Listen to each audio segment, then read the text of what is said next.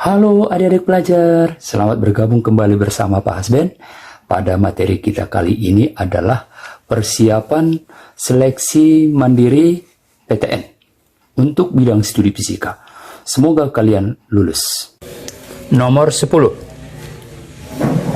Seorang dapat melihat dengan jelas paling jauh 2 meter.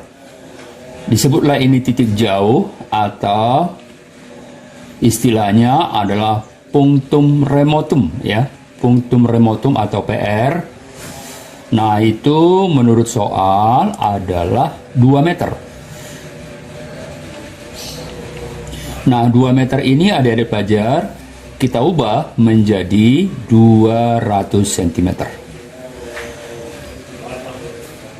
Ya. Oke.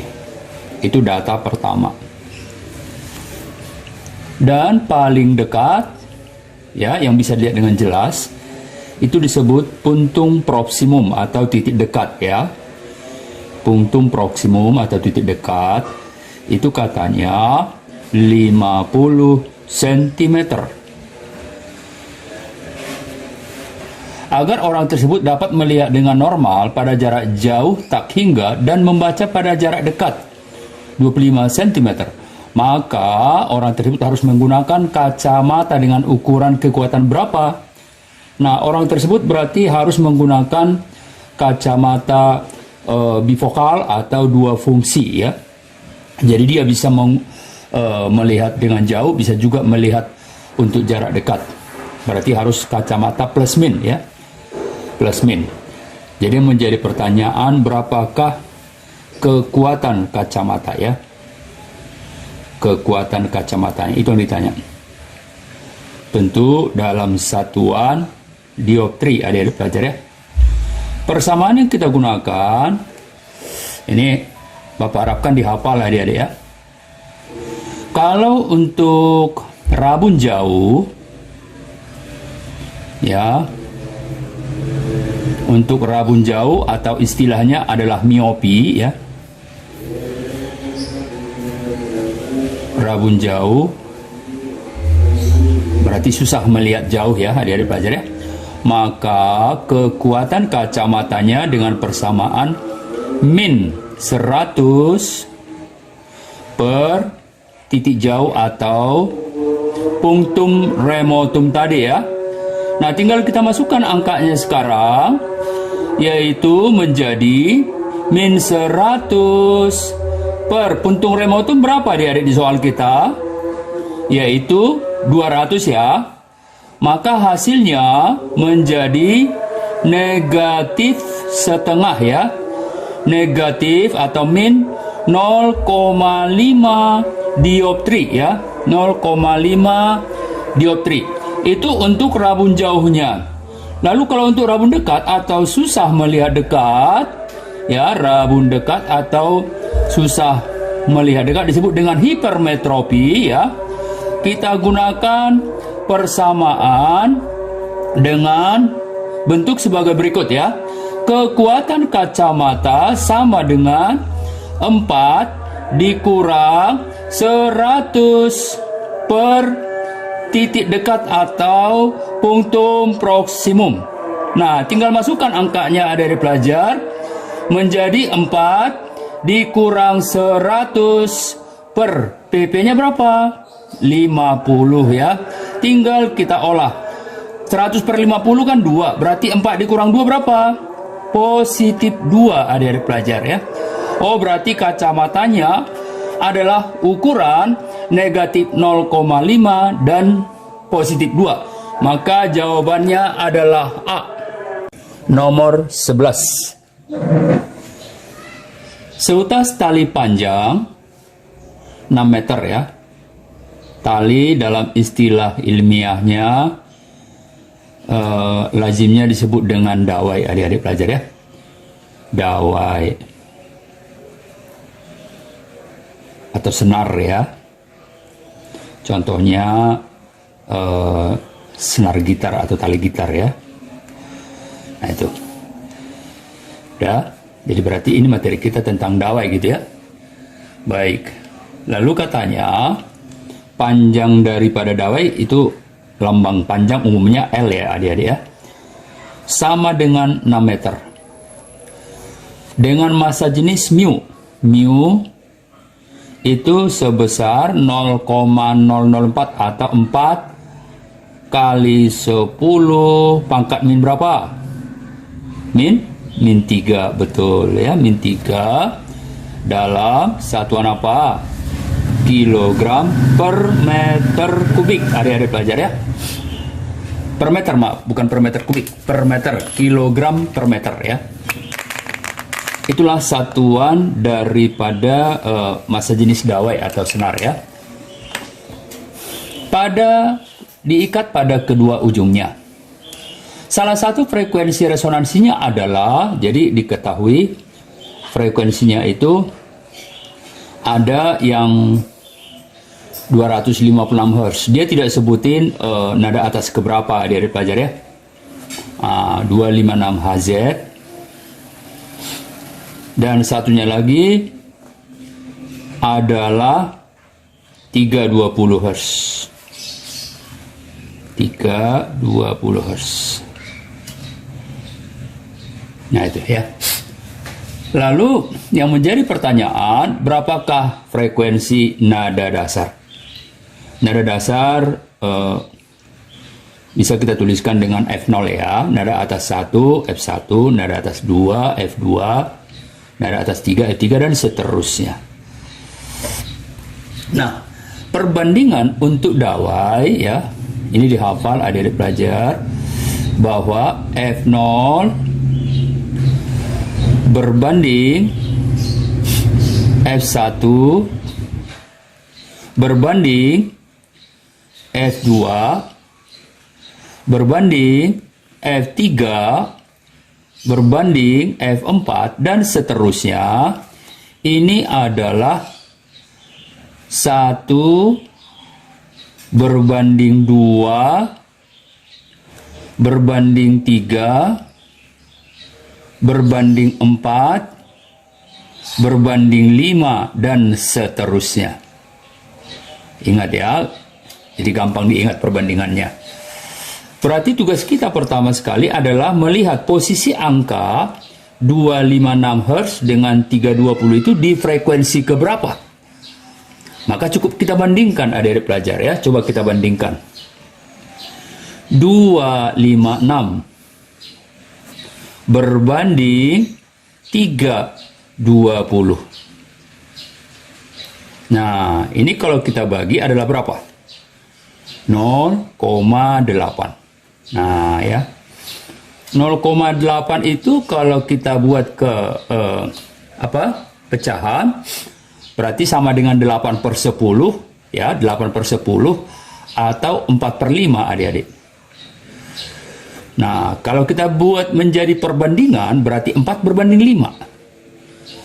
Nah, sekarang sudah ketahuan berarti 4 berbanding 5. Coba kita lihat angka 4. Angka 4 itu berarti di posisi nada atas ke 3 ya. Karena dasar 1, F1, 2, F2, 3, F3, 4.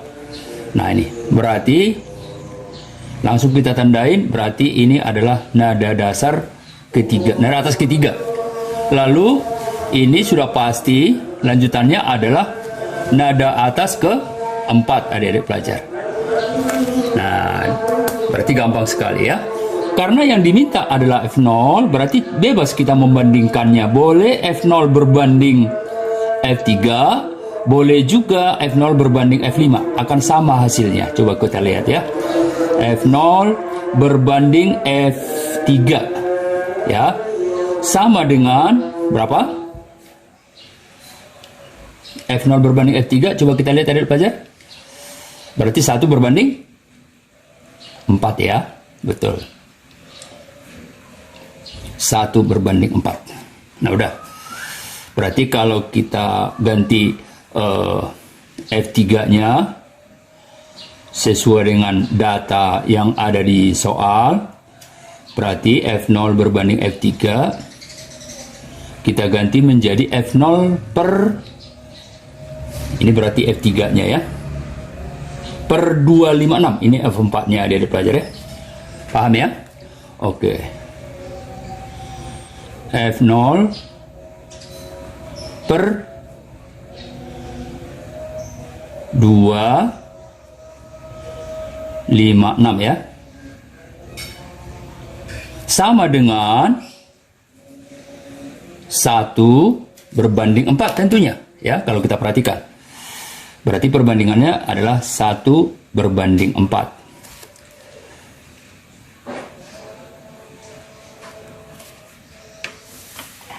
Nah udah, berarti dapat dong hasilnya ya.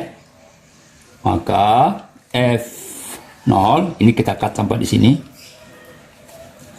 Berarti F0 itu sudah jelas kali silang ya. F0 berarti 250 kali 1 tetap 256 ya, 256 kali 1 dibagi dengan 4. Itulah yang hasilnya adalah 64. 64 dalam satuan Hertz. Jadi ada data yang tidak perlu kita gunakan, yaitu data panjang dan massa jenis. Maka jawabannya adik-adik adalah C. Nomor 12. Rangkaian RLC ya, rangkaian RLC, resistor, induktor, kapasitor seri ya, RLC seri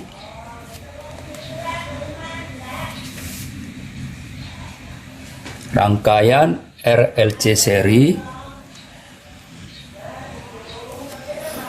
dengan induktor. Induktor itu adik-adik pelajar lambangnya L besar ya, sebesar 50 milihenry. Nah, milihenry, mili hati-hati adalah pangkat minus 3 ya. Jadi kalau kita kalikan 50 kali 10 pangkat minus 3 berapa? Tentu menjadi 5 kali 10 pangkat minus 2 adik-adik pelajar ya. Oke, itulah L-nya ya. Lalu kita baca berikutnya. Dan kapasitor 20 mikrofarad. Ya, 20 mikro. Hati-hati adik-adik pelajar, mikro itu adalah pangkat minus 6. Ya, jangan lupa mikro. Ini mikro pangkat minus 6. Berarti 20 kali 10 pangkat minus 6 berarti menjadi 2 kali 10 pangkat minus 5 farad. Ya, ingat mikro 10 pangkat minus 6. Dihubungkan dengan sumber tegangan bolak-balik. Sumber tegangan bolak-balik kita sebut saja VAC. Alternating current ya, AC. Itu sebesar 100 volt. Nah, ya sebesar 100 volt. Bila arus listrik dalam rangkaian ternyata maksimum. Nah, jadi ada ketentuannya. Jangan lupa ya. Jika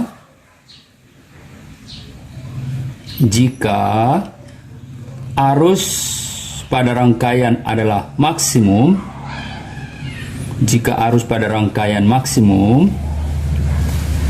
maka ini terjadi saat kapan?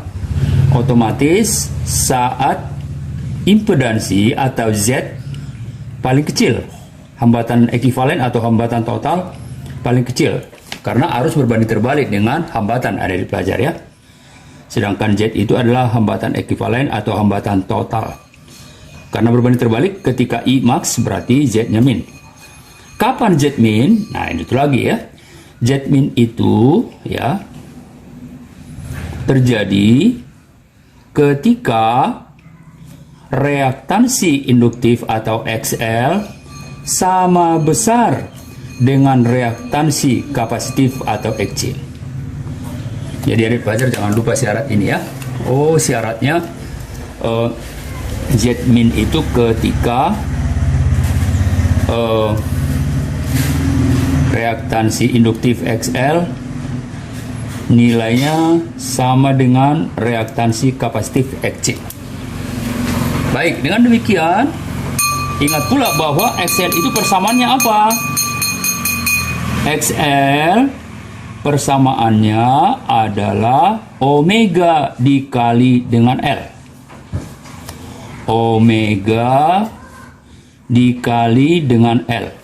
Sedangkan XC atau reaktansi kapasitif adalah 1 per omega dikali dengan C.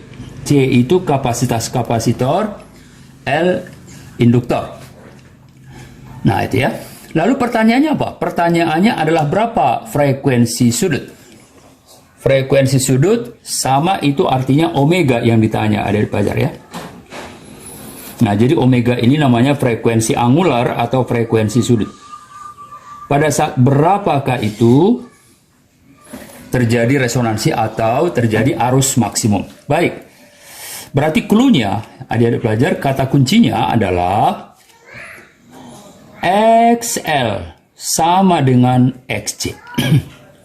Tulis kembali XL persamaannya, yaitu omega dikali dengan L sama dengan XC. XC-nya 1 per omega kali C. Sekarang kita kali silang, adik-adik pelajar. Omega kali omega berapa? Omega kuadrat ya. Dikali L-nya, dikali C-nya. Itu perkalian silangnya ya, perkalian silang. Menjadi sama dengan berapa? Sama dengan 1 ya. Lalu kita kan mau cari omega, berarti omega kuadrat, kalau kita lihat dari persamaan menjadi apa? 1 per omega dikali L dikali dengan C. Ya, 1 per L dikali dengan C. Itulah persamaan daripada, itu masih omega kuadrat, adik-adik pelajar ya. Masih omega kuadrat ya. Omega kuadrat berarti 1 per L kali C. Itu masih omega kuadrat. Berarti omeganya apa? Maka omeganya tinggal diakarkan, adik-adik pelajar, dari kuadrat menghilangkan kuadrat ya. Berarti diakarkan kedua ruas kiri dan kanan supaya kuadratnya hilang. Berarti menjadi ini akar jadinya, adik-adik ya. Akar L dikali dengan C. Baik, kita masukkan angkanya ya. 1 per, nah omeganya berapa tadi adik-adik pelajar? L-nya, sorry, L-nya 5 kali 10 pangkat min 2 dan C-nya adalah 2 kali 10 pangkat min 5. Nah ya, ini kalau kita lanjutkan perkalian yang di dalam akar ya, berarti sama saja 10 kali 10 pangkat min 7 berarti 10 pangkat min 6. Akar 10 pangkat min 6, ingat adik-adik kalau berpangkat 10-an, pangkatnya tinggal dibagi 2 ya ketika diakarkan ya. Berarti kalau tadi 10 pangkat min 6, min 6-nya dibagi 2 adik-adik, jadi minus 3 ya. 1 per 10 pangkat min 3 jadinya. Min 3-nya naik ke atas. Berarti menjadi berubah tanda 1 per 10 pangkat min 3 menjadi 10 pangkat plus 3. Nah itulah jawabannya ya. Berarti jawabannya atau kuncinya adalah C. 10 pangkat 3 dalam satuan radian per sekon.